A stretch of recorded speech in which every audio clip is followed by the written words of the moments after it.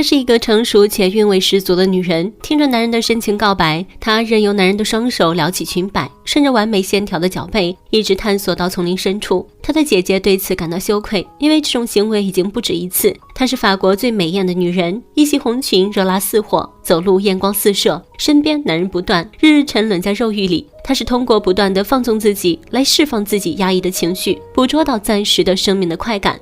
1938年，让娜和路易在路易姐姐的婚礼上相遇。路易的父亲突发心脏病，幸好让娜及时发现，被及时施救，救回了老人。路易由此爱上了这个善良美丽的女孩，在所有人的眼里，他们郎才女貌，是天生的一对。很快就举行了婚礼，两人度过了一段甜蜜而又幸福的日子。可没过多久，第二次世界大战爆发，身为军人的路易义不容辞地踏上战场。战争持续了整整5年，在这漫长的5年里，让娜写了无数封信，倾诉她那无尽的爱意。可每封信最终都石沉大海。这5年里，让娜犹如行尸走肉一般，她不知道丈夫在哪里，不知道丈夫是不是抛弃了自己，甚至不知道他是死是活。直到这天，一个跟路易在同一个俘虏营的战友亨利找到让娜，诉说自己对他的爱恋。让娜一时间有些没有反应过来。当得知丈夫还没有死的时候，让娜松了一口气。亨利告诉她，自己和路易被关在监狱里的那段时间，路易会和他一起看让娜的来信。监狱的生活暗无天日，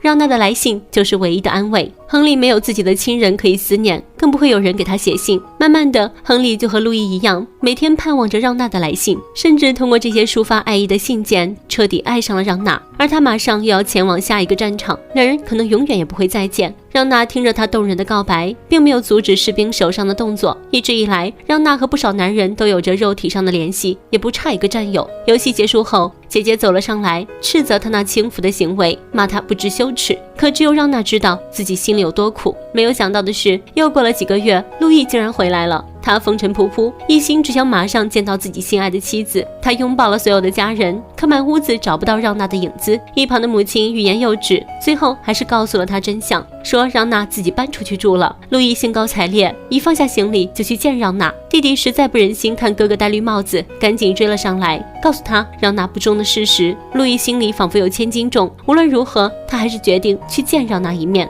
可一看到日思夜想的女人出现在自己面前，路易控制不了心中汹涌的爱意，两人互诉衷肠，让娜愧疚不已。他说自己谁都不爱，最爱的只有路易。路易一离开，就有不少男人觊觎她的美貌，让她发现只有和这些男人们在一起，自己的寂寞才可以暂时被消遣。整整5年，自己都是在寂寞和孤独中度过，每天都活在等待你的死亡通知的恐惧中，只有不停地辗转在其他男人身边，被男人爱慕和追求，自己的疼痛才可以减轻一些。听到这里，路易心里很是愧疚，自己征战沙场，唯独少了对妻子的陪伴。大度的路易原谅了他，两人重续爱意，和好如初。没过多久，让娜怀孕了，可路易却高兴不起来，因为他知道这个孩子不是他的。让娜早产生下一对可爱的双胞胎，尽管对双胞胎的身世存疑，路易还是不顾家人的反对，和让娜甜蜜的生活在一起。但让娜的放荡不羁，让他们的生活充满了指指点点。于是路易做了一个大胆的决定，妻子穿上一件新裙子，开心地转来转去，丈夫满含爱意的眼神也从未离开过。但他不允许妻子的美貌过于外露，过于张扬，找来针线和剪刀，裙裾挽起一些，刚好到了膝盖，可以露出妻子美丽的小腿的线条，亲自上手为她缝制起来。让娜仰头灿然一笑，多么快乐，多么迷人。让娜和路易不顾家人的反对，继续相守在一起。在让娜生下一对早产的双胞胎后，他人的议论达到了顶沸，所有人都怀疑让娜怀的不是路易的孩子，而是不知道哪个野男人的。就连路易也很难相信孩子是自己的亲生骨肉。尽管这样，他依旧没有离开让娜。路易决定举家搬到德国，住进了一个音乐家的住宅里，避开他人的非议，生活开始变得平淡而又幸福。但平静中还是暗藏了些许暗影。没过多久，让娜又怀孕了，这一次可以确定孩子就是路易的。路易对让娜格外照顾，在一次舞会上，即使怀孕的让娜还是和别的军官暧昧的共舞，仿佛暗示她的放浪只是暂时收敛，但仍贯彻始终。这时一阵剧痛袭来，让娜的羊水破了，又是一个早产儿，两人根本没有任何的准备。路易也因为忘记带证件，被士兵们拦了下来。这时候，德国音乐家的儿子威廉开车送让娜去医院。在路上，让娜疼痛难忍，驾驶座上的威廉于心不忍，伸手去安慰，两只手紧紧地握在一起，空气中似乎多了些奇妙的氛围。生产过程很顺利。里，让娜生了一个大胖小子，路易赶来了医院，听到这个好消息，心中止不住的喜悦。时间来到1948年，让娜的孩子们渐渐长大，她是一个幸福的母亲，每天看着孩子们成长，就是她最开心的事情。威廉却渐渐爱上了这个美丽又风韵十足的女人，他实在控制不住自己内心的情感，想让娜表明自己的心意，不断的写信给她，但珍惜来之不易的平静生活的让娜直接拒绝了他。她不愿意再沾染其他男人的气味，她爱的始终只有路易一个人。可是没过多久，这样的幸福生活再次被按下了暂停键。战争又一次爆发，路易被召唤到战火纷飞的印度前线打仗。临行前，让娜满眼泪水地看着路易。这次分别，她不知道什么时候能够再见面，也不知道要怎么熬过漫长的黑夜。路易虽然不舍，可是没有办法，国家需要他，战争需要他。这个战火纷飞的年代，拥有平静美好的生活，终究是奢侈的。这时候，大堂里传来一阵不合时宜的音乐，他心烦气躁冲到大堂，结果看到威廉的父亲正躺在棺木里，他去世了。让娜为自己的贸然闯入感到十分的抱歉。路易后脚提着箱子走来，两人不顾他人的眼光，紧紧相拥在一起。威廉很合时宜地关掉了音乐，默默地看着他们浓情蜜意。这个女人在屋子里和其他男人偷欢，把儿子放在客厅独自玩耍。这个时候，屋子里传来女人的叫声，小儿子以为母亲受了伤害，连忙上前拍门。自从丈夫路易离开之后，让娜再次陷入了空虚和恐惧，而威廉的到来点燃了她。威廉对让娜倾诉爱意，这一次他没有拒绝。可是，一场欢愉过后，让娜十分的后悔。可她拒绝不了来自威廉的爱抚和温暖，她太需要一个可以安放自己寂寞的胸膛了。可威廉却真真正正的爱上了她，他们一次又一次的冲破伦理，肆意的享受欢愉带来的快乐。威廉想带着让娜远走高飞，这样他们就不用再偷偷摸摸的过日子。刚开始让娜是拒绝的，可威廉的描述让她不禁动容。她渴望有一个平静的生活，与爱人和孩子厮守在一起。在路易这里，这样的想法是奢侈的，可威廉却愿意给自己这样的生活。面对一个空有形式的婚姻和一个百般压抑却近在眼前的爱情，让娜内心的防线终于溃败了。她决定要和威廉在一起，拥有一份真实可以抱在怀中的情感。他们计划好一起私奔。家人们虽然知道让娜和威廉的关系，却是睁一只眼闭一只眼。可以听说让娜竟然要抛下家庭，带着孩子们和威廉私奔，他们都觉得让娜疯了。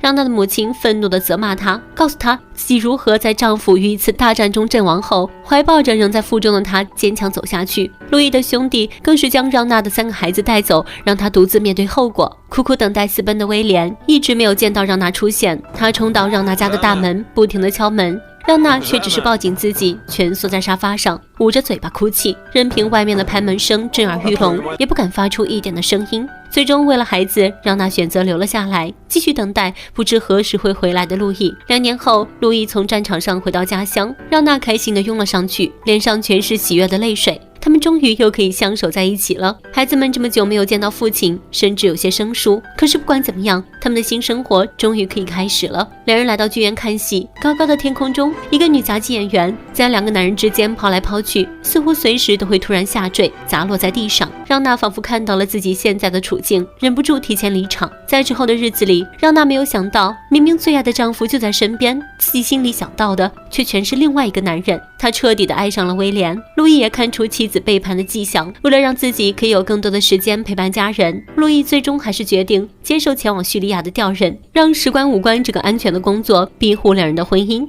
让娜内心的剧烈撕扯终于有了爆发的一天，她把自己的心事全盘托出，告诉路易自己要离婚，和威廉在一起。威廉也很快赶了过来，情敌见面分外眼红，路易一个拳头盖过去，2人扭打在一起。路易毕竟是在战场上厮杀过的，威廉根本不是他的对手。眼看着威廉就要被打死，让娜捡起石头往路易的背上狠狠砸去，奔流而出的鲜血让路易重伤倒地，也让娜和威廉的感情成为不可原谅的罪恶。3个人都是痛苦的人，掺杂着爱、背叛、痛苦、等待，让娜再次放弃了和威廉的私奔。路易身体上受了重伤可以愈合，可心里的伤却是永远也没有办法弥补。她不再接受和让娜的见面，丈夫每天的漠视让她痛苦不已。而失望的路易决定自我放逐，重新走上了印度战场，不再和让娜见面。路易离开以后，让娜带着孩子回到了法国。她每天打扮得艳丽无比，把孩子们打发出去，自己在家中和不同的男人约会。路易仍然会写信给让娜，但始终不同意离婚，也不回家。让娜和威廉的生活就像让娜一袭红裙的癫狂舞蹈，危险、放纵、激情、爱欲，还有随时会坠落消失的快感。他们的生活充满了混乱。也许让娜虽然放浪，但她也只是想要一个男人可以一直陪伴她，让她免于孤独。路易给不了她陪伴，于是她不断地沾花惹草来弥补内心的不安和空虚。但威廉也终于受够了这样痛苦等待的日子，即使他依旧很爱让娜，但他也下定决心不再来找她了。让娜不愿孤独，威廉也不想孤独，他已经受够了一直看着让娜离去的背影。最终两个相爱的人还是只能分别。威廉带着满是疮疤的心离开之后，让娜彻底的放飞自我，每天在沙滩上寻找猎物，缓解自己的寂寞。终于路易回法国了，不是因为战争结束了，而是因为让娜死了。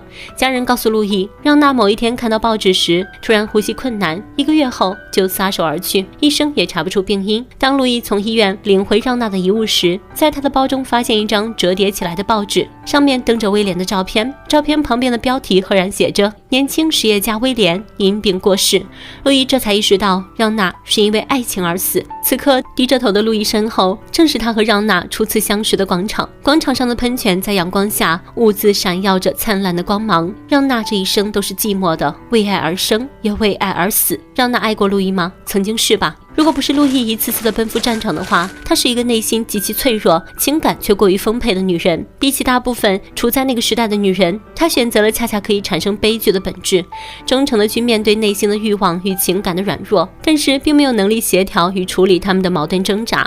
主流的价值观与内心的自我交叉冲突，最终使她走向绝路。看过这部电影的男性很难不对让娜进行批判，看过这部电影的女性很难不为让娜感到唏嘘。在战争中背弃一个用情至深捍卫国家的男人，这样的女人即使以现在的眼光来看也是罪孽深重的。但是一个有血有肉的女人独自面对生活的孤独，情感的无依，在任何时空背景下都是让人心酸的，是无论男性或女性都无法承受的生命之重。有人说爱情是美好的，其实面对爱情怎么做都是错。本期的故事到这了，咱们下期再见，拜拜。